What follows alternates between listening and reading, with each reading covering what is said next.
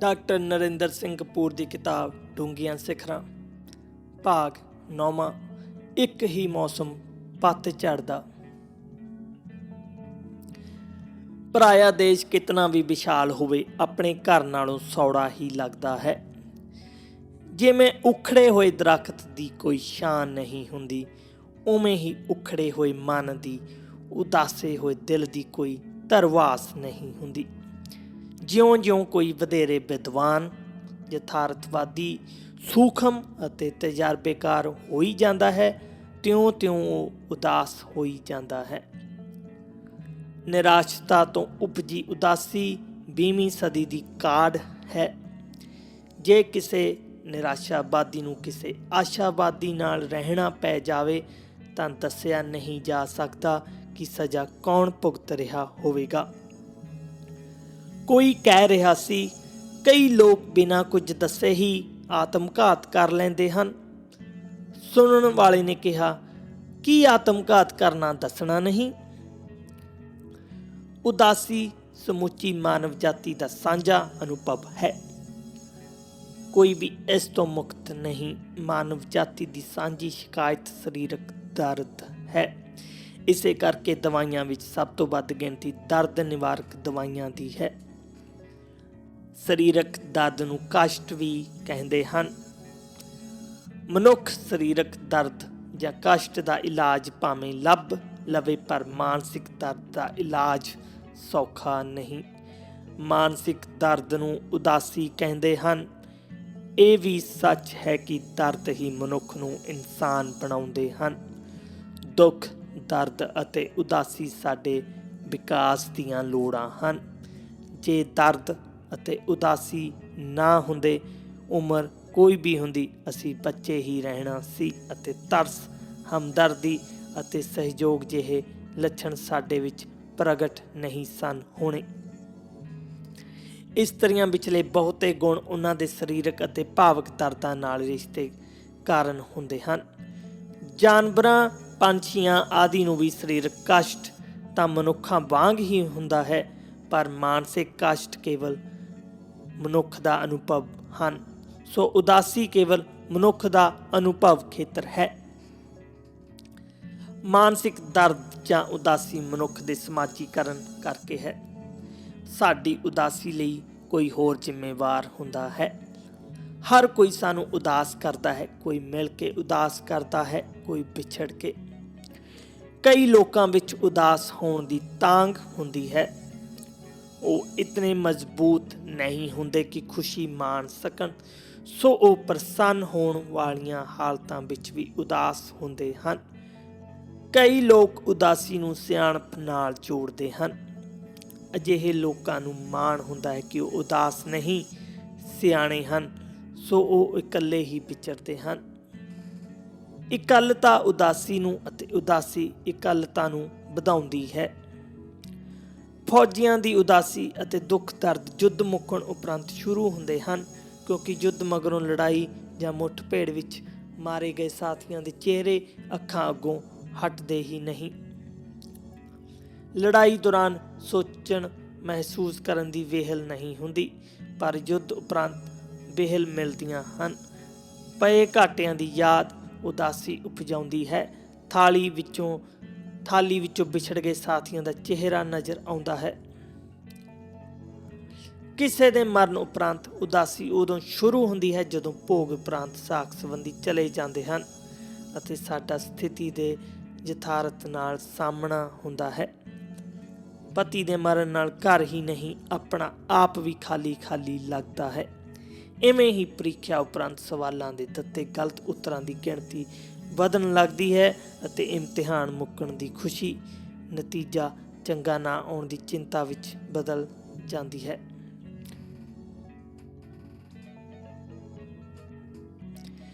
ਵਿਆਹ ਵੇਲੇ ਕਿਸੇ ਨੇ ਵੀ ਸੋਚਿਆ ਨਹੀਂ ਹੁੰਦਾ ਕਿ ਤਲਾਕ ਲੈਣਾ ਪਵੇਗਾ। ਤਲਾਕ ਦੋਹਾਂ ਧਿਰਾਂ ਨੂੰ ਅਸਫਲ ਹੋਣ ਕਾਰਨ ਉਦਾਸ ਕਰਦਾ ਹੈ। ਅਸੀਂ ਪਰਿਵਾਰਕ ਮਾਣ ਸਤਿਕਾਰ ਵਾਸਤੇ, ਬੱਚਿਆਂ ਵਾਸਤੇ ਅਤੇ ਸਮਾਜ ਵਿੱਚ ਆਪਣੀ ਪਛਾਣ ਬਣਾਈ ਰੱਖਣ ਵਾਸਤੇ ਵੱਡੀਆਂ ਮੁਸੀਬਤਾਂ ਵੀ ਖਿੜੇ ਮੱਥੇ ਜਰ ਲੈਂਦੇ ਹਾਂ, ਪਰ ਤਲਾਕ ਦਾ ਮੁਕੱਦਮਾ ਅਤੇ ਪਰਿਵਾਰਕ ਪਰੇਸ਼ਾਨੀਆਂ ਸਾਨੂੰ ਨਿਤਾਣਾ ਕਰ ਦਿੰਦੀਆਂ ਹਨ ਅਤੇ ਸਾਡੇ ਅੰਦਰ ਬਾਹਰ ਉਦਾਸੀ ਪਸਰ ਜਾਂਦੀ ਹੈ। ਮਨੁੱਖ ਦੀਆਂ ਬਹੁਤੀਆਂ ਸਮੱਸਿਆਵਾਂ ਉਦੋਂ ਉਪਜਦੀਆਂ ਹਨ ਜਦੋਂ ਉਹ ਬੇਮੁਹਾਰ ਹੋ ਕੇ ਮਨਮਰਜ਼ੀ ਕਰਨ ਲੱਗ ਪੈਂਦਾ ਹੈ। ਜਦੋਂ ਅਸੀਂ ਦੂਜਿਆਂ ਦੀ ਪਰਵਾਹ ਕਰਨੀ ਬੰਦ ਕਰ ਦਿੰਦੇ ਹਾਂ ਤਾਂ ਆਪ ਉਧਰੇਪਣ ਕਾਰਨ ਅਸੀਂ ਵਿਕਾਸ ਨਹੀਂ ਕਰਦੇ, ਸਗੋਂ ਨਿਗਰਦੇ ਹਾਂ। ਹੁਣ ਜਦੋਂ ਇਕੱਠੇ ਰਹਿਣ ਲਈ ਸਮਾਜਿਕ ਦਬਾਅ ਘਟ ਰਹੇ ਹਨ, ਹੁਣ ਪਰਿਵਾਰ ਵਿੱਚ ਰਹਿੰਦਿਆਂ ਵੀ ਹਰ ਕੋਈ ਇਕੱਲਾ ਹੈ, ਹਰ ਕੋਈ ਆਪਣੇ ਬਾਰੇ ਹੀ ਸੋਚਣ ਲੱਗ ਪਿਆ ਹੈ, ਜਦੋਂ ਕਿ ਵਿਆਹ ਅਤੇ ਪਰਿਵਾਰ ਦੂਜੇ ਦਾ ਧਿਆਨ ਰੱਖਣ ਅਤੇ ਦੂਜੇ ਬਾਰੇ ਸੋਚਣ ਨਾਲ ਸਫਲ ਹੁੰਦੇ ਹਨ। ਸਤੀ ਦੀ ਰਸਮ ਵਾਸਤਵ ਵਿੱਚ ਇਸਤਰੀ ਦਾ ਇਹ ਵਿਰਲਾਪ ਸੀ ਕਿ ਪਤੀ ਪ੍ਰਤੀ ਉਸਦੇ ਪਿਆਰ ਵਿੱਚ, ਸੇਵਾ ਵਿੱਚ, ਧਿਆਨ ਵਿੱਚ ਜ਼ਰੂਰ ਕੋਈ ਘਾਟ ਰਹਿ ਗਈ ਹੋਵੇਗੀ ਅਤੇ ਪਤੀ ਦੀ ਗੈਰ ਹਾਜ਼ਰੀ ਵਿੱਚ ਉਹ ਆਪਣੇ ਜੀਵਨ ਦੀ ਕਲਪਨਾ ਵੀ ਨਹੀਂ ਸੀ ਕਰ ਸਕਦੀ। ਪਹਿਲਾਂ ਇੱਕ ਵਿਆਹ ਹੀ ਪ੍ਰਵਾਨ ਸੀ, ਹੁਣ 2 ਵੀ ਪ੍ਰਵਾਨ ਹਨ, ਸੋ ਸਮਾਜ ਇੱਕ ਤਲਾਕ ਨੂੰ ਪ੍ਰਵਾਨ ਕਰਨ ਲੱਗ ਪਿਆ ਹੈ। ਨੇੜ ਭਵਿੱਖ ਵਿੱਚ 3 ਵਿਆਹ ਵੀ ਪ੍ਰਵਾਨ ਹੋਣ ਲੱਗ ਪੈਣਗੇ। ਇਸ ਨਾਲ ਸਮਾਜਿਕ ਟੁੱਟ ਭੱਜ ਵਧੇਗੀ, ਕਿਉਂਕਿ ਜਦੋਂ ਰਿਸ਼ਤੇ ਹੰਢਣਸਾਰ ਨਾ ਰਹਿਣ ਤਾਂ ਕੁਝ ਵੀ ਸਥਾਈ ਨਹੀਂ ਰਹਿੰਦਾ। ਟੁੱਟੇ ਘਰ ਸਬੂਤੇ ਬੰਦੇ ਪੈਦਾ ਨਹੀਂ ਕਰ ਸਕਦੇ। ਜਿਹੜੇ ਸਮਝਦੇ ਹਨ ਕਿ ਤਲਾਕ ਲੈਣ ਉਪਰੰਤ ਉਹ ਆਜ਼ਾਦ ਹੋ ਜਾਣਗੇ, ਉਹਨਾਂ ਦਾ ਭਰਮ ਜਲਦੀ ਹੀ ਟੁੱਟ ਜਾਂਦਾ ਹੈ, ਕਿਉਂਕਿ ਉਹਨਾਂ ਨੂੰ ਬਨਾਵਟੀ ਅਤੇ ਖੋਖਲਾ ਜੀਵਨ ਜਿਉਣ ਦੀ ਮਜਬੂਰੀ ਆਣ ਬਣਦੀ ਹੈ। ਤਲਾਕ ਦਾ ਮਾਰਗ ਤਾਂ ਰੋਸ਼ਨ ਹੋ ਰਿਹਾ ਹੈ, ਪਰ ਪਰਿਵਾਰਕ ਰਿਸ਼ਤਿਆਂ ਵਿੱਚ ਹਨੇਰਾ ਵੱਧ ਰਿਹਾ ਹੈ। ਐਵੇਂ ਹੀ ਧਾਰਮਿਕ ਸਥਾਨਾਂ ਦੀ ਗਿਣਤੀ ਵਧਣ ਦਾ ਕਾਰਨ ਇਹ ਨਹੀਂ ਕਿ ਲੋਕਾਂ ਵਿੱਚ ਸ਼ਰਧਾ ਭਾਵਨਾ ਵੱਧ ਗਈ ਹੈ, ਸਗੋਂ ਇਹ ਹੈ ਕਿ ਲੋਕ ਵਧੇਰੇ ਝੂਠੇ, ਬੇਈਮਾਨ ਤੇ ਧੋਖੇਬਾਜ਼ ਹੋ ਗਏ ਹਨ। ਸੋ ਆਪਣੇ ਪਾਪ ਬਖਸ਼ਾਉਣ ਲਈ ਉਹਨਾਂ ਨੂੰ ਵਧੇਰੇ ਅਰਦਾਸਾਂ ਕਰਨੀਆਂ ਪੈ ਰਹੀਆਂ ਹਨ। ਜਿਉਂ-ਜਿਉਂ ਸਮਾਜ ਖੇਤੀਬਾੜੀ ਤੋਂ ਉਦਯੋਗਿਕ, ਪੇਂਡੂ ਤੋਂ ਸ਼ਹਿਰੀ, ਸਧਾਰਨ ਤੋਂ ਧੜਕ ਭੜਕ ਵਾਲਾ ਹੁੰਦਾ ਜਾਂਦਾ ਹੈ, ਤਿਉਂ-ਤਿਉਂ ਸਵਾਰਥੀ ਸੋਚ ਪ੍ਰਧਾਨ ਹੁੰਦੀ ਜਾਂਦੀ ਹੈ। ਹਰ ਕਿਸੇ ਵੱਲੋਂ ਕੇਵਲ ਲਾਭ ਸੋਚਿਆ ਜਾਂਦਾ ਹੈ। ਨੁਕਸਾਨ ਦੂਜਿਆਂ ਨੇ ਉਠਾਉਣਾ ਹੈ, ਸਾਨੂੰ ਲਾਭ ਹੀ ਹੋਣਾ ਚਾਹੀਦਾ ਹੈ। ਨਿੱਕੀਆਂ ਨਿੱਕੀਆਂ ਗੱਲਾਂ ਵੱਡੀਆਂ ਸਮੱਸਿਆਵਾਂ ਬਣਦੀਆਂ ਜਾ ਰਹੀਆਂ ਹਨ। ਘਰਾਂ ਵਿੱਚ ਬਜ਼ੁਰਗਾਂ ਦੇ ਹਾਜ਼ਰ ਨਾ ਹੋਣ ਕਾਰਨ ਝਗੜੇ ਸੁਲਝਦੇ ਹੀ ਨਹੀਂ, ਕੋਈ ਸਮਝਾਉਣ ਵਾਲਾ ਹੀ ਨਹੀਂ। ਹਰ ਕੋਈ ਸੋਚ ਰਿਹਾ ਹੈ, ਮੈਂ ਕਿਉਂ ਝੁਕਾਂ। ਇਸਤਰੀ ਪੁਰਸ਼ ਦੋਹਾਂ ਦਾ ਵਿਹਾਰ ਬਦਲ ਰਿਹਾ ਹੈ। ਅਜੋਕੀ ਪੜ੍ਹੀ ਲਿਖੀ ਇਸਤਰੀ ਪੁਰਸ਼ ਦੀ ਮੈਂ ਅਤੇ ਮੂਰਖਤਾ ਅਤੇ ਪੁਰਸ਼ ਇਸਤਰੀ ਦੀ ਨੀਵੀਂ ਕਾਰਗੁਜ਼ਾਰੀ ਅਤੇ ਆਪ ਹੁਦਰਾਪਣ ਇੱਕ ਹੱਦ ਤੱਕ ਹੀ ਬਰਦਾਸ਼ਤ ਕਰਦੇ ਹਨ। ਸਫ਼ਰ ਦੀ ਥਕਾਵਟ, ਕੰਮ ਦਾ ਬੋਝ, ਵੱਧਦੀਆਂ ਕੀਮਤਾਂ ਅਤੇ ਆਰਾਮ ਦੀ ਘਾਟ ਸਾਡੀ ਸਹਿਣਸ਼ੀਲਤਾ ਨੂੰ ਘਟਾਉਂਦੇ ਹਨ। ਮਜ਼ਦੂਰ ਜਮਾਤ ਵਸੀਲਿਆਂ ਦੀ ਘਾਟ ਕਾਰਨ ਦੁਖੀ ਹੈ, ਜਦਕਿ ਸਹਿਣਸ਼ੀਲਤਾ ਦੀ ਘਾਟ ਮੱਧ ਸ਼੍ਰੇਣੀ ਜੀਵਨੀ ਸ਼ਹਿਰੀ ਜੀਵਨ ਦਾ ਰੋਗ ਹੈ। ਸੋ ਇਹ ਵਰਗ ਮਾਨਸਿਕ ਪੱਖੋਂ ਸਭ ਤੋਂ ਵੱਧ ਪੀੜਤ ਹੈ ਅਤੇ ਦੂਜੇ ਵਰਗ ਇਸ ਵਰਗ ਦੀ ਨਕਲ ਕਰਨ ਕਰਕੇ ਦੁਖੀ ਹਨ। ਬਹੁਤਾ ਚਿਰ ਇਕੱਠੇ ਰਹਿਣ ਨਾਲ ਜੇ ਪਿਆਰ ਹੋਵੇ ਤਾਂ ਪਿਆਰ ਵੱਧਦਾ ਹੈ, ਪਰ ਜੇ ਪਿਆਰ ਨਾ ਹੋਵੇ ਅਤੇ ਮਜਬੂਰੀ ਕਾਰਨ ਇਕੱਠੇ ਰਹਿਣਾ ਪੈ ਰਿਹਾ ਹੋਵੇ ਤਾਂ ਥਕਾਵਟ, ਸਨਕੀਪਣ, ਗੁੱਸਾ ਅਤੇ ਨਫ਼ਰਤ ਵੱਧਦੀ ਹੈ। ਰਿਸ਼ਤਾ ਤਾਂ ਹੁੰਦਾ ਹੈ, ਪਰ ਕਿਸੇ ਪ੍ਰਕਾਰ ਦੀ ਤਸੱਲੀ ਨਹੀਂ ਮਿਲਦੀ। ਇਸ ਸਥਿਤੀ ਵਿੱਚ ਹੀ ਨਾਜਾਇਜ਼ ਰਿਸ਼ਤੇ ਉਸਰਦੇ ਹਨ। ਜਦੋਂ ਸਥਿਤੀ ਗੰਭੀਰ ਹੋ ਜਾਵੇ ਤਾਂ ਇਹ ਕਤਲ ਅਤੇ ਆਤਮਘਾਤ ਵਿੱਚ ਪ੍ਰਗਟ ਹੁੰਦੀ ਹੈ। ਅਜਿਹੇ ਵਰਤਾਰੇ ਨਾਲ ਕਈ ਪਰਿਵਾਰ ਪਰੇਸ਼ਾਨੀ ਅਤੇ ਉਦਾਸੀ ਵਿੱਚ ਘਿਰ ਜਾਂਦੇ ਹਨ। ਅਜੋਕੇ ਜੀਵਨ ਵਿੱਚ ਉਦਾਸੀ ਦੇ ਕਾਰਨ ਨਿਰੰਤਰ ਵੱਧ ਰਹੇ ਹਨ। ਘਰ ਅਤੇ ਪਰਿਵਾਰ ਦੇ ਅਰਥ ਬਦਲ ਰਹੇ ਹਨ। ਇਸਤਰੀਆਂ ਘਰ ਨਾਲ ਜੁੜੀਆਂ ਹੁੰਦੀਆਂ ਹਨ। ਕੰਮਕਾਜੀ ਇਸਤਰੀਆਂ ਦੀ ਵੀ ਪਹਿਲੀ ਵਫ਼ਾਦਾਰੀ ਘਰ ਨਾਲ ਹੀ ਹੁੰਦੀ ਹੈ। ਪੁਰਸ਼ ਕੁਝ ਵੀ ਕਰੇ, ਉਹ ਅਕਸਰ ਕੰਮ ਵਾਲੀ ਥਾਂ ਨਾਲ ਜੁੜਿਆ ਹੁੰਦਾ ਹੈ। ਅਸਫਲ ਪੁਰਸ਼ ਜਾਂ ਸੇਵਾ ਮੁਕਤ ਵਿਅਕਤੀ ਹੀ ਬਹੁਤਾ ਸਮਾਂ ਘਰ ਗੁਜ਼ਾਰਦੇ ਹਨ। ਪਰੇਸ਼ਾਨ ਪੁਰਸ਼ ਘਰ ਰਹਿਣਾ ਪਸੰਦ ਕਰਦੇ ਹਨ ਅਤੇ ਬਹੁਤਾ ਚਿਰ ਘਰ ਰਹਿਣ ਕਰਕੇ ਘਰ ਰਹਿਣ ਵਾਲਿਆਂ ਨੂੰ ਪਰੇਸ਼ਾਨ ਕਰਦੇ ਹਨ। ਕੰਮਕਾਜੀ ਥਾਵਾਂ 'ਤੇ ਪੁਰਸ਼ਾਂ ਦਾ ਵਿਹਾਰ ਅਕਸਰ ਵਿਰੋਧਾਭਾਸੀ ਹੁੰਦਾ ਹੈ। ਉਹ ਆਪਣੇ ਸਾਥੀਆਂ ਨਾਲੋਂ ਅੱਗੇ ਵੀ ਲੰਘਣਾ ਚਾਹੁੰਦੇ ਹਨ ਅਤੇ ਉਹਨਾਂ ਦਾ ਸਾਥ ਵੀ ਮਾਣਨਾ ਚਾਹੁੰਦੇ ਹਨ। ਸੋ ਇੱਕੋ ਵੇਲੇ ਮੁਕਾਬਲੇ ਅਤੇ ਸਹਿਯੋਗ ਦੀ ਸਥਿਤੀ ਵਿੱਚ ਵਿਚਰਨ ਕਾਰਨ ਉਹ ਤਣਾਅ ਵਿੱਚ ਰਹਿੰਦੇ ਹਨ ਅਤੇ ਜੀਵਨ ਬੋਝ ਬਣ ਜਾਂਦਾ ਹੈ। ਜੀਵਨ ਦਾ ਭਾਵ ਸਾਡਾ ਆਲੇ ਦੁਆਲੇ ਦੇ ਸੰਬੰਧਾਂ ਤੋਂ ਹੁੰਦਾ ਹੈ, ਕਿਉਂਕਿ ਅਸੀਂ ਆਪਣੇ ਆਪ ਨੂੰ ਆਪਣੇ ਆਲੇ ਦੁਆਲੇ ਦਾ ਭਾਗ ਹੀ ਸਮਝਦੇ ਹਾਂ ਅਤੇ ਜਿਨ੍ਹਾਂ ਨਾਲ ਸਾਡੇ ਸੰਬੰਧ ਹੁੰਦੇ ਹਨ ਉਹਨਾਂ ਦੇ ਸੰਦਰਭ ਵਿੱਚ ਹੀ ਸਾਡਾ ਮਾਣ ਅਪਮਾਨ ਹੋਣਾ ਹੁੰਦਾ ਹੈ। ਇਹਨਾਂ ਸੰਬੰਧਾਂ ਦੇ ਸੁਖਾਵੇਂ ਜਾਂ ਅਣਸੁਖਾਵੇਂ ਹੋਣ ਕਾਰਨ ਅਸੀਂ ਪ੍ਰਸੰਨ ਜਾਂ ਉਦਾਸ ਹੁੰਦੇ ਰਹਿੰਦੇ ਹਾਂ। ਉਦਾਸ ਹੋਣ ਤੋਂ ਪਹਿਲਾਂ ਸਾਨੂੰ ਕਈ ਅਣਸੁਖਾਵੇਂ ਅਨੁਭਵਾਂ ਦੇ ਅਨੇਕਾਂ ਪੜਾਵਾਂ ਵਿੱਚੋਂ ਲੰਘਣਾ ਪੈਂਦਾ ਹੈ, ਜਿਹੜਾ ਇੱਕਦਮ ਚੜ੍ਹੇ ਅਤੇ ਇੱਕਦਮ ਉਤਰ ਜਾਵੇ ਅਤੇ ਪਛਤਾਵਾ ਵੀ ਹੋਵੇ, ਉਸ ਨੂੰ ਗੁੱਸਾ ਕਹਿੰਦੇ ਹਨ। ਜਦੋਂ ਸਾਡਾ ਆਲੇ ਦੁਆਲੇ ਉੱਤੇ ਕਾਬੂ ਨਾ ਰਹੇ ਤਾਂ ਇਸ ਸਥਿਤੀ ਨੂੰ ਮਾਯੂਸੀ ਕਹਿੰਦੇ ਹਨ। ਜਦੋਂ ਬਾਰ-ਬਾਰ ਕੋਸ਼ਿਸ਼ ਕਰਨ ਦੇ ਬਾਵਜੂਦ ਕੰਮ ਠੀਕ ਨਾ ਹੋਵੇ ਤਾਂ ਅਜਿਹੀ ਹਾਲਤ ਪਰੇਸ਼ਾਨੀ ਕਹਾਉਂਦੀ ਹੈ। ਜਦੋਂ ਸਾਡੀ ਕੋਈ ਪਾਲੀ ਪੋਸੀ ਆਸ ਪੂਰੀ ਨਾ ਹੋਵੇ ਤਾਂ ਸਾਨੂੰ ਹਾਰ ਜਾਂ ਅਸਫਲਤਾ ਦਾ ਅਹਿਸਾਸ ਹੁੰਦਾ ਹੈ। ਜਿਹੜੇ ਗਿਲੇ ਸ਼ਿਕਵਿਆਂ ਦਾ ਇਤਿਹਾਸ ਹੋਵੇ ਅਤੇ ਜਿਹੜਾ ਲੰਮਾ ਅਰਸਾ ਰਹਿਣ, ਉਹ ਉਦਾਸੀ ਸਿਰਜਦੇ ਹਨ। ਕਈਆਂ ਵਿੱਚ ਗੁੱਸੇ ਹੋਣ ਦੀ ਹਿੰਮਤ ਨਹੀਂ ਹੁੰਦੀ, ਸੋ ਉਹ ਰੁੱਸ ਜਾਂਦੇ ਹਨ। ਜੇ ਕੋਈ ਵੀ ਸਥਿਤੀ 2 ਹਫ਼ਤਿਆਂ ਤੋਂ ਵਧੇਰੇ ਰਹੇ ਤਾਂ ਸਮਝੋ ਸਮੱਸਿਆ ਗੰਭੀਰ ਹੈ। ਜੇ ਮਾਯੂਸੀ ਅਤੇ ਉਦਾਸੀ ਸੰਘਣੀ ਹੋ ਜਾਵੇ ਤਾਂ ਇਹਨਾਂ ਵਿੱਚ ਆਤਮਘਾਤ ਦੀ ਇੱਛਾ ਉਪਜਦੀ ਹੈ। ਉਦਾਸੀ ਇਕੱਲਤਾ ਦਾ ਰੋਗ ਹੈ। ਇਸ ਸੰਸਾਰ ਵਿੱਚ ਅਸੀਂ ਸਾਰੇ ਬਿਲਕੁਲ ਇਕੱਲੇ ਹਾਂ। ਕੋਈ ਵੀ ਹੋਰ ਸਾਡੇ ਵਰਗਾ ਨਹੀਂ, ਪਰ ਫਿਰ ਵੀ ਅਸੀਂ ਆਪਣੇ ਵਰਗਿਆਂ ਨੂੰ ਲੱਭਦੇ ਰਹਿੰਦੇ ਹਾਂ ਪਰ ਸਫਲ ਨਹੀਂ ਹੁੰਦੇ। ਇਕੱਲੇ ਹੋਣ ਕਰਕੇ ਹਰ ਕੋਈ ਅਸੁਰੱਖਿਅਤ ਹੈ ਅਤੇ ਦੂਜਿਆਂ ਵਿੱਚ ਨੁਕਸ ਕੱਢ ਕੇ ਹਰ ਕੋਈ ਆਪਣੇ ਚੰਗੇ ਹੋਣ ਦਾ ਭਰਮ ਸਿਰਜਦਾ ਹੈ। ਅਜਿਹਾ ਕਰਦੇ ਤਾਂ ਅਸੀਂ ਪ੍ਰਸੰਨ ਹੋਣ ਵਾਸਤੇ ਹਾਂ, ਪਰ ਅੰਦਰੋਂ ਅਸੀਂ ਹੋਰ ਉਦਾਸ ਹੀ ਹੁੰਦੇ ਹਾਂ। ਦੂਜਿਆਂ ਦੀ ਬੁਰਾਈ ਕਰਨੀ ਸੌਖੀ ਹੁੰਦੀ ਹੈ। ਪਹਾੜ ਤੋਂ ਥੱਲੇ ਉਤਰਨ ਵਾਂਗ ਮਨ ਵੀ ਸਾਥ ਦਿੰਦਾ ਹੈ, ਕਿਉਂਕਿ ਮਨ ਦੂਜਿਆਂ ਦੀ ਬੁਰਾਈ ਨੂੰ ਮਾਣਦਾ ਹੈ। ਪ੍ਰਸ਼ੰਸਾ ਕਰਨੀ ਔਖੀ ਹੁੰਦੀ ਹੈ।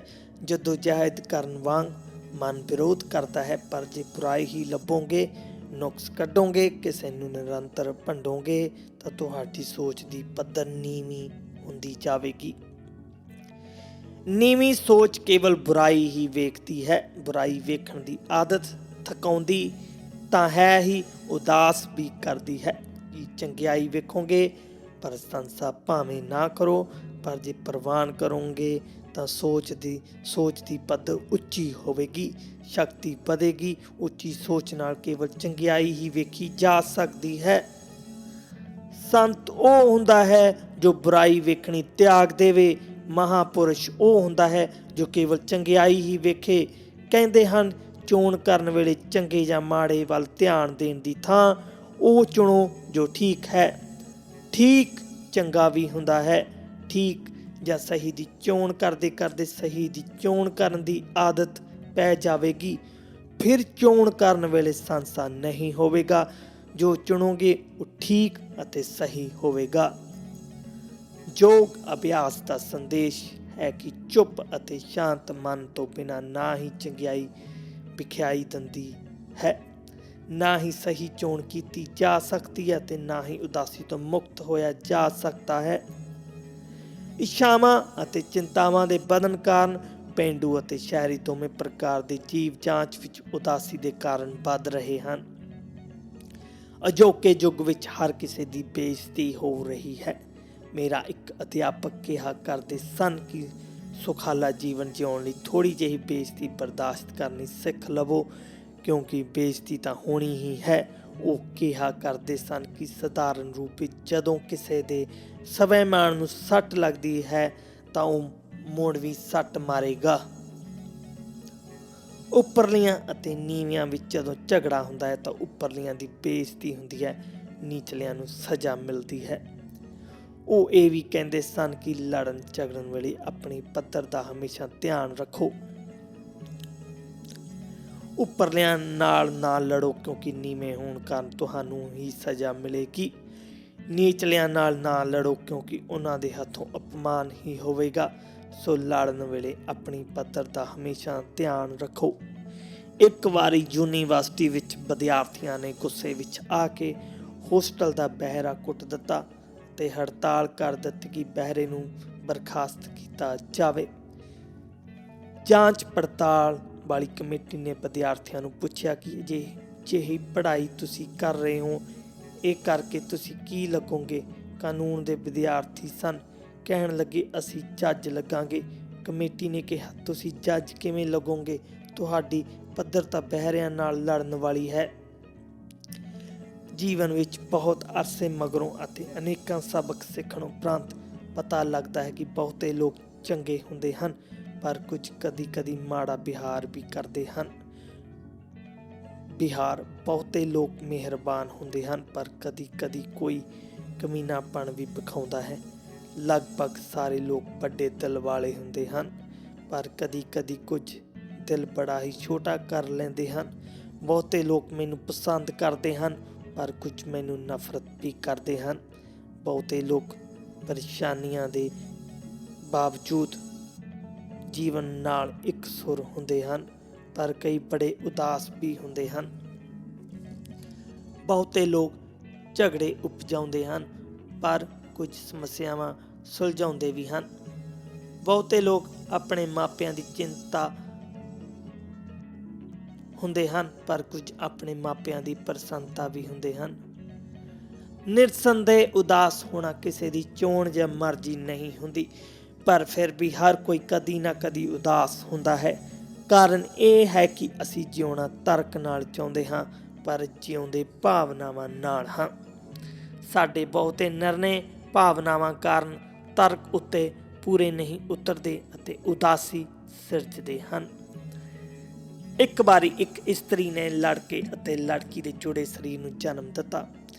ਆਪਰੇਸ਼ਨ ਨਾਲ ਬੱਚੇ ਵੱਖ-ਵੱਖ ਕੀਤੇ ਜਾਣੇ ਸਨ। ਜੁੜੇ ਸਰੀਰਾਂ ਦੀਆਂ ਕੁੱਲ 3 ਲੱਤਾਂ ਸਨ। ਰਿਸ਼ਤੇਦਾਰਾਂ ਦੇ ਦਬਾਅ ਕਾਰਨ ਮਾਪਿਆਂ ਨੇ ਡਾਕਟਰਾਂ ਨੂੰ ਕਿਹਾ ਕਿ ਲੜਕੇ ਨੂੰ 2 ਲੱਤਾਂ ਦਿਓ। ਡਾਕਟਰਾਂ ਨੇ ਸਮਝਿਆ ਕਿ ਲੜਕੇ ਦੇ ਸਰੀਰ ਵਿੱਚੋਂ ਕੇਵਲ 1 ਲੱਤ ਨੂੰ ਖੂਨ ਜਾਂਦਾ ਹੈ ਸੋ 2 ਲੱਤਾਂ ਲੜਕੇ ਨੂੰ ਮਿਲਣੀਆਂ ਚਾਹੀਦੀਆਂ ਹਨ ਪਰ ਮਾਪੇ ਲੜਕੇ ਨੂੰ 2 ਲੱਤਾਂ ਦੇਣ ਲਈ ਜ਼ੋਰ ਪਾਉਂਦੇ ਰਹੇ। ਆਪਰੇਸ਼ਨ ਸ਼ੁਰੂ ਕਰ ਦਿੱਤਾ ਗਿਆ। 2 ਲੱਤਾਂ ਵਾਲਾ ਲੜਕਾ ਮਰ ਗਿਆ, 1 ਲੱਤ ਵਾਲੀ ਲੜਕੀ ਜਿਉਂਦੀ ਰਹੀ। ਹੁਣ ਮਾਪੇ ਜਦੋਂ ਵੀ ਧੀ ਨੂੰ ਵੇਖਦੇ ਹਨ ਤਾਂ ਆਪਣੇ ਕੀਤੇ ਗਲਤ ਨਿਰਣੇ ਕਾਰਨ ਉਦਾਸੀ ਵਿੱਚ ਡੁੱਬ ਜਾਂਦੇ ਹਨ। ਉਦਾਸੀ ਨੂੰ ਤਰਕ ਨਾਲ ਨਹੀਂ ਸਮਝਿਆ ਜਾ ਸਕਦਾ। ਇਹ ਮਨ ਦਾ ਰੋਗ ਹੈ। ਇਸ ਦਾ ਸੰਬੰਧ ਸਾਡੀਆਂ ਭਾਵਨਾਵਾਂ ਨਾਲ ਹੈ। ਰਾਤੀ ਭੈੜੇ ਸੁਪਨੇ ਵੇਖਣ ਉਪਰੰਤ ਉਦਾਸ ਵਿਅਕਤੀ ਜਦੋਂ ਸਵੇਰੇ ਅਖਬਾਰ ਪੜ੍ਹਦਾ ਹੈ ਤਾਂ ਹੋਰ ਉਦਾਸ ਹੋ ਜਾਂਦਾ ਹੈ। ਉਦਾਸ ਹੋਣ ਦੀ ਸਥਿਤੀ ਵਿੱਚ ਉਹ ਕੁਝ ਪੜ੍ਹਨਾ ਚਾਹੀਦਾ ਹੈ ਜਿਸ ਦੇ ਅਰਥ ਸਦੀਵੀ ਹੋਣ। ਸਾਰੇ ਪ੍ਰਸਿੱਧ ਗੀਤ ਉਦਾਸੀ ਦੇ ਗੀਤ ਹੁੰਦੇ ਹਨ। ਸਾਰੀਆਂ ਡੂੰਘੀਆਂ ਗੱਲਾਂ ਉਦਾਸੀ ਵਿੱਚੋਂ ਉਪਜਦੀਆਂ ਹਨ। ਸਾਰੀਆਂ ਮਹਾਨ ਪੁਸਤਕਾਂ ਗੰਭੀਰ ਅਨੁਭਵ ਦੀ ਦੇਣ ਹਨ।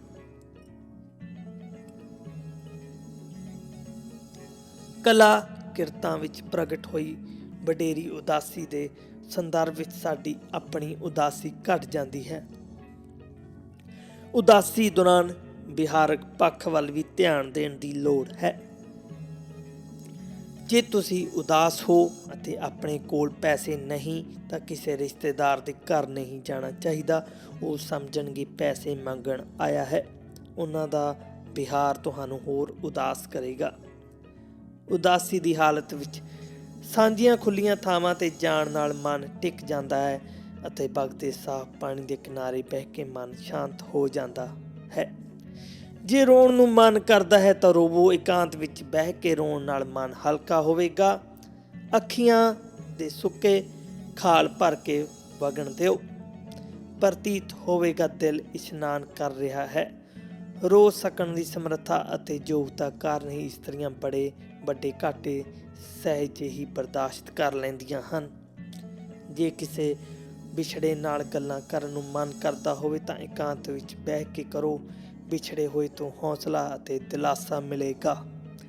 ਰੋਣ ਨਾਲ ਸਾਡਾ ਦਿਲ ਨਿਰਮਲ, ਮਨ ਕੋਮਲ, ਸਾਡੀ ਬਿਰਤੀ ਸਵੱਛ ਹੋ ਜਾਂਦੀ ਹੈ। ਇਹੀ ਕਾਰਨ ਹੈ ਕਿ ਰੋਣ ਨਾਲ ਮਨ ਤੋਂ ਬੋਝ ਉਤਰ ਜਾਂਦਾ ਹੈ ਅਤੇ ਸਾਨੂੰ ਸਾਫ਼ ਦਿਖਾਈ ਦੇਣ ਲੱਗ ਪੈਂਦਾ ਹੈ ਅਤੇ ਜ਼ਿੰਦਗੀ ਦੇ ਉਹ ਰੰਗ ਵੀ ਵਿਖਾਈ ਦੇਣ ਲੱਗ ਪੈਂਦੇ ਹਨ ਜਿਹੜੇ ਅਸੀਂ ਪਹਿਲਾਂ ਵੇਖੇ ਨਹੀਂ ਹੁੰਦੇ।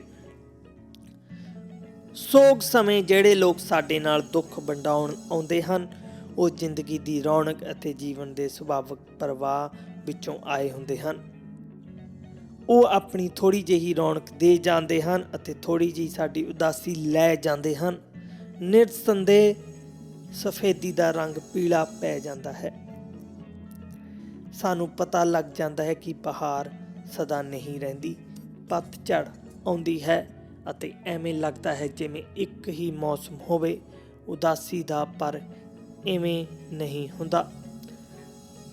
ਲੰਮੀ ਉਦਾਸੀ ਨਾਲ ਅਕਸਰ ਜੀਵਨ ਵਿੱਚ ਦਿਲਚਸਪੀ ਘਟਦੀ ਹੈ। ਨੱਚਣ ਗਾਉਣ ਨਾਲ ਚਿੜ ਹੋ ਜਾਂਦੀ ਹੈ, ਥਕਾਵਟ ਜਕੜ ਲੈਂਦੀ ਹੈ, ਨੀਂਦ ਵਿੱਚ ਵਿਘਨ ਪੈਂਦਾ ਹੈ, ਭੁੱਖ ਨਹੀਂ ਲੱਗਦੀ, ਦਿਲ ਡੁੱਬਦਾ ਹੈ, ਸਰੀਰ ਦਰਦ ਕਰਦਾ ਹੈ, ਸਭ ਪਾਸੇ ਤੋਂ ਘਿਰ ਜਾਣ ਦਾ ਅਹਿਸਾਸ ਹੁੰਦਾ ਹੈ ਅਤੇ ਮੁਸੀਬਤਾਂ ਉਪਰੋਤਲੀ ਵਧਣ ਲੱਗ ਪੈਂਦੀਆਂ ਹਨ।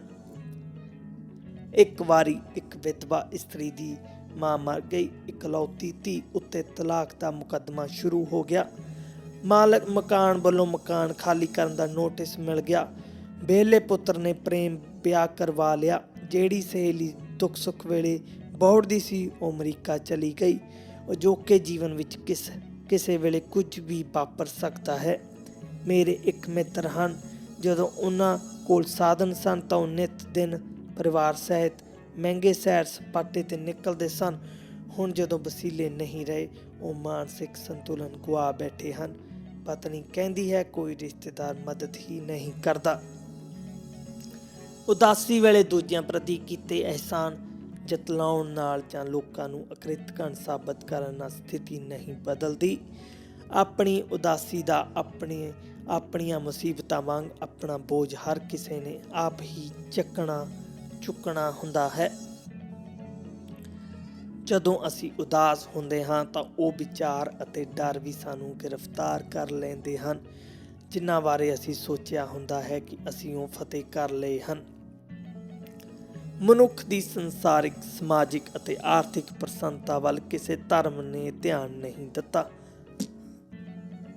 ਜੇ ਕਿਸੇ ਧਰਮ ਨੇ ਆਰਥਿਕਤਾ ਦੇ ਪੱਖੋਂ ਕੁਝ ਕੀਤਾ ਹੈ ਤਾਂ ਉਤਨਾ ਹੀ ਜਿਤਨੇ ਨਾਲ ਉਸ ਧਰਮ ਦੀਆਂ ਆਪਣੀਆਂ ਆਰਥਿਕ ਲੋੜਾਂ ਪੂਰੀਆਂ ਹੁੰਦੀਆਂ ਰਹਿਣ। ਬਹੁਤੇ ਲੋਕ ਉਦਾਸੀ ਵੇਲੇ ਕੰਮਕਾਜ ਛੱਡ ਕੇ ਅਤੇ ਕਈ ਛੁੱਟੀ ਲੈ ਕੇ ਬਹਿ ਜਾਂਦੇ ਹਨ। ਇਵੇਂ ਕਰਨ ਨਾਲ ਉਦਾਸੀ ਵੱਧਦੀ ਹੈ। ਉਦਾਸੀ ਵੇਲੇ ਆਪਣੇ ਆਪ ਨੂੰ ਸਮਝਾਉਣ ਦੀ ਲੋੜ ਹੈ ਕਿ ਨਾ ਕੋਈ ਮੇਰੇ ਨਾਲੋਂ ਉੱਚਾ ਹੈ, ਨਾ ਹੀ ਨੀਵਾਂ ਹੈ। ਮੈਂ ਵੀ ਹੋਰਾਂ ਵਾਂਗ ਇੱਕ ਸਧਾਰਨ ਵਿਅਕਤੀ ਹਾਂ ਅਤੇ ਜੋ ਕੁਝ ਵੀ ਵਾਪਰਿਆ ਹੈ ਪਹਿਲੀ ਵਾਰ ਨਹੀਂ ਵਾਪਰਿਆ, ਲੱਖਾਂ ਨਾਲ ਵਾਪਰ ਚੁੱਕਾ ਹੈ, ਕਰੋੜਾਂ ਨਾਲ ਵਾਪਰੇਗਾ। ਗਰੀਬੀ, ਲੰਮੀ ਬਿਮਾਰੀ, ਸਮਾਜਿਕ ਹੇਠੀ ਹਾਰ, ਅਸਫਲਤਾ ਆਦਿ ਉਦਾਸੀ ਦੇ ਸਰਵ ਵਿਆਪਕ ਕਾਰਨ ਹਨ। ਤੰਗ ਘਰ, ਭੀੜੀਆਂ ਗਲੀਆਂ, ਮੈਲੇ ਕੱਪੜੇ, ਸਫਾਈ ਦੀ ਅਣਹੋਂਦ, ਭੋਜਨ ਅਤੇ ਪਾਣੀ ਦੀ ਘਾਟ ਆਦਿ ਸਭ ਨਿਰਾਸ਼ਾਜਨਕ ਹਾਲਤਾਂ ਹਨ। ਉਦਾਹਰਨ ਵਜੋਂ ਇੱਕ ਪਰਿਵਾਰ ਵਿੱਚ ਗਰੀਬੀ ਕਾਰਨ ਸਲਾਬੇ ਘਰ ਵਿੱਚ ਰਹਿਣ ਕਰਕੇ ਬੱਚੇ ਨੂੰ ਦਮੇ ਦੀ ਸ਼ਿਕਾਇਤ ਹੈ ਅਤੇ ਹਸਪਤਾਲ ਦੇ ਡਾਕਟਰ ਦੇ ਬਿੱਲ ਅਤੇ ਦਵਾਈਆਂ ਲਈ ਪੈਸੇ ਨਹੀਂ ਉਧਾਰ ਲੈਣੇ ਪੈਂਦੇ ਹਨ। ਵਿਆਜ ਦੀ ਅਦਾਇਗੀ ਵਿੱਚ ਸਾਈਕਲ ਵੀ ਵਿਕ ਜਾਂਦੀ ਹੈ। ਕੰਮ ਵਾਲੀ ਥਾਂ 'ਤੇ ਵਕਤ ਸਿਰ ਪਹੁੰਚਿਆ ਨਹੀਂ ਜਾ ਸਕਦਾ। ਨੌਕਰੀ ਖਤਮ ਕਰਨ ਦੀ ਚੇਤਾਵਨੀ ਮਿਲਦੀ ਹੈ। ਅਜਿਹੀ ਹਾਲਤ ਕਾਰਨ ਭੈੜੇ ਘਰ ਵਿੱਚ ਰਹਿੰਦੇ ਰਹਿਣ ਦੀ ਮਜਬੂਰੀ ਹੈ, ਜਿਸ ਨਾਲ ਬੱਚੇ ਦੀ ਦਮੇ ਦੀ ਸਮੱਸਿਆ ਹੋਰ ਵਿਗੜ ਜਾਂਦੀ ਹੈ। ਜਿਨ੍ਹਾਂ ਨੂੰ ਇਹ ਮਜਬੂਰੀ ਨਹੀਂ ਹੁੰਦੀ ਉਹਨਾਂ ਨੂੰ ਹੋਰ ਪਰੇਸ਼ਾਨੀਆਂ ਹੁੰਦੀਆਂ ਹਨ। ਮੇਰੀ ਇੱਕ ਸਤਿਕਾਰਯੋਗ ਅਧਿਆਪਕਾ ਸੀ, ਬੜੀ ਉਦਾਸ ਸੀ। ਧਰਮ ਅਤੇ ਜਾਤ ਦੇ ਵਖਰੇਵੇਂ ਕਾਰਨ ਉਸ ਦਾ ਵਿਆਹ ਨਹੀਂ ਸੀ ਹੋਇਆ। ਉਸਨੇ ਸਮਾਜ ਅਤੇ ਧਰਮ ਦੀ ਮਰਿਆਦਾ ਦੀ ਈਨ ਮੰਨ ਲਈ ਸੀ, ਕਿਉਂਕਿ ਉਹ ਉਸ ਜ਼ਮਾਨੇ ਦੀ ਸੀ ਜਦੋਂ ਸੁੱਚੀਆਂ ਕਦਰਾਂ ਕੀਮਤਾਂ ਲੋਕਾਂ ਦੇ ਦਿਲਾਂ 'ਤੇ ਰਾਜ ਕਰਦੀਆਂ ਸਨ ਅਤੇ ਜਦੋਂ ਇੱਕ ਜਨਮ ਵਿੱਚ ਇੱਕ ਨੂੰ ਹੀ ਪਿਆਰ ਕਰਨ ਅਤੇ ਉਸੇ ਦੀ ਯਾਦ ਵਿੱਚ ਜਿਉਣ ਅਤੇ ਮਰਨ ਦੀ ਪਰੰਪਰਾ ਸੀ। ਉਸ ਦੀ ਉਦਾਸੀ ਨੂੰ ਵੇਖ ਕੇ ਅਸੀਂ ਕਿਹਾ ਕਰਦੇ ਸਾਂ ਕਿ ਚੰਗਾ ਹੁੰਦਾ ਜੇ ਉਸ ਨੂੰ ਉਹ ਨਾ ਹੀ ਮਿਲਿਆ ਹੁੰਦਾ। ਹਰ ਵਿਅਕਤੀ ਵੱਖਰੇ ਕਾਰਨ ਕਰਕੇ ਉਦਾਸ ਹੈ, ਪਰ ਹਰ ਕੋਈ ਉਦਾਸ ਹੈ। ਹਸਮੁਖ ਲੋਕਾਂ ਨਾਲੋਂ ਉਦਾਸ ਲੋਕਾਂ ਨੇ ਸੰਸਾਰ ਨੂੰ ਵਧੇਰੇ ਯੋਗਦਾਨ ਦਿੱਤਾ ਹੈ। ਉਦਾਸੀ ਹੁੰਦੀ ਦੁਖਦਾਈ ਹੈ, ਪਰ ਇਸ ਦਾ ਸਿੱਟਾ ਸੁਖਦਾਈ ਹੁੰਦਾ ਹੈ। ਉਦਾਸੀ ਨਾਲ ਸਾਡੀ ਤਕਣੀ ਵਿੱਚ ਹਮਦਰਦੀ ਜਾਗਦੀ ਹੈ, ਸਾਡੇ ਵਿਹਾਰ ਵਿੱਚ ਡੂੰਘਾਈ ਆਉਂਦੀ ਹੈ। ਅਸੀਂ ਧਿਆਨ ਨਾਲ ਸੁਣਨ ਦਾ ਸਲੀਕਾ ਸਿੱਖਦੇ ਹਾਂ, ਅਸੀਂ ਕਾਹਲ ਤੋਂ ਮੁਕਤ ਹੋ ਜਾਂਦੇ ਹਾਂ, ਸਾਡੀ ਸੋਚ ਵਿਸ਼ਾਲ ਹੁੰਦੀ ਹੈ, ਅਨੁਭਵ ਦੀ ਸ਼ਕਤੀ ਅਤੇ ਸਮਝਣ ਦੀ ਸਮਰੱਥਾ ਵੱਧ ਜਾਂਦੀ ਹੈ। ਉਦਾਸ ਵਿਅਕਤੀ ਨੂੰ ਉਦਾਸੀ ਵਿੱਚੋਂ ਮਿੱਤਰਾਂ, ਪਿਆਰਿਆਂ ਅਤੇ ਸਾਕ ਸੰਬੰਧੀਆਂ ਦੀ ਉਹ ਭਾਵਨਾ ਕੱਢਦੀ ਹੈ ਜਿਸ ਵਿੱਚ ਉਦਾਸ ਵਿਅਕਤੀ ਨੂੰ ਜੀਵਨ ਦੇ ਪ੍ਰਵਾਹ ਵਿੱਚ ਮੋੜ ਲਿਆਉਣ ਦੀ ਕਾਮਨਾ ਕੀਤੀ ਗਈ ਹੁੰਦੀ ਹੈ। ਜੇ ਹਮਦਰਦੀ ਦੀ ਤਰੇਲ ਪੈਂਦੀ ਰਹੇ ਤਾਂ ਮੁਰਝਾਏ ਹੋਏ ਗੁਲਾਬ ਵੀ ਖਿੜ ਪੈਂਦੇ ਹਨ। ਹੌਲੀ ਹੌਲੀ ਸਾਨੂੰ ਵਿਸ਼ਵਾਸ ਹੋ ਜਾਂਦਾ ਹੈ ਕਿ ਪਤਝੜ ਵਿੱਚ ਵੀ ਫੁੱਲ ਖਿੜਦੇ ਹਨ। ਗੁਲਮੋਹਰ ਤਾਂ ਖਿੜਦਾ ਹੀ ਜੇਠ ਹਾੜ ਦੀਆਂ ਧੁੱਪਾਂ ਵਿੱਚ ਹੈ। ਉਦਾਸੀ ਦੇ ਡੂੰਘੇ ਅਨੁਭਵ ਸਭ ਪ੍ਰਕਾਰ ਦੀ ਕਲਾ ਅਤੇ ਵਿਸ਼ੇਸ਼ ਕਰਕੇ ਕਵਿਤਾ ਦੀ ਜਨਮ ਭੂਮੀ ਹੁੰਦੇ ਹਨ। ਕਵਿਤਾ ਸਾਡੀ ਆਤਮਾ ਨੂੰ ਸਿੰਜਦੀ ਹੈ। ਅਜੋਕੇ ਸਮੇਂ ਵਿੱਚ ਸਾਨੂੰ ਸੈਂਕੜੇ ਹਜ਼ਾਰਾਂ ਕਵੀਆਂ ਦੀ ਲੋੜ ਹੈ ਜਿਹੜੇ ਉਦਾਸੀ ਨੂੰ ਗੀਤਾਂ ਵਿੱਚ ਸਮੋ ਸਕਣ। ਧੰਨਵਾਦ।